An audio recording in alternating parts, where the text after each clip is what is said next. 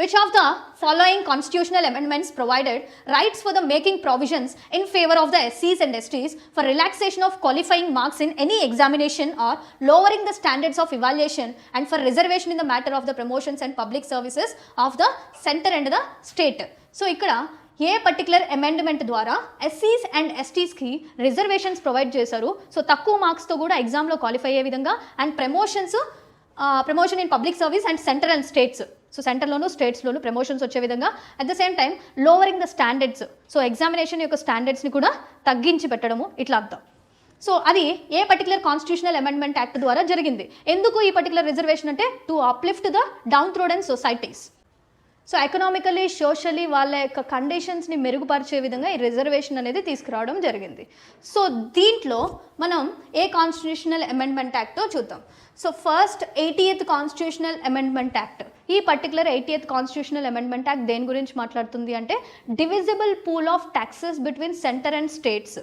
Divisible pool of taxes between center and states. So మనం కట్టేటువంటి taxes అనేవి స్టేట్స్కి సెంటర్కి ఎంతెంత పర్సంటేజ్ రూపంలో వెళ్తుంది అనే దాని గురించి మాట్లాడుతుంది 80th కాన్స్టిట్యూషనల్ అమెండ్మెంట్ యాక్ట్. అప్పుడు మరి ఆప్షన్ ఇది అవుతుందా? కాదు. So first option is wrong. So third చూద్దాం.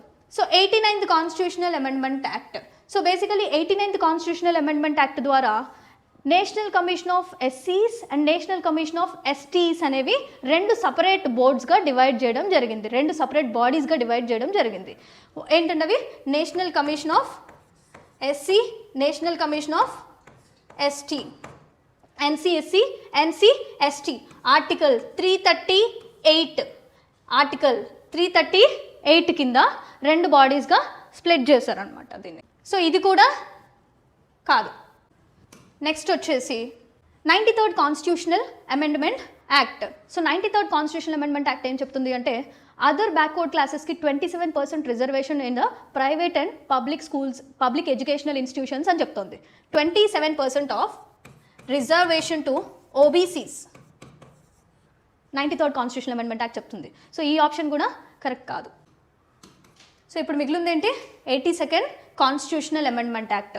ఈ పర్టికులర్ కాన్స్టిట్యూషనల్ అమెండ్మెంట్ యాక్ట్ ఏం చెప్తుంది అంటే ఎస్సీస్కి, ఎస్టీస్కి రిజర్వేషన్స్.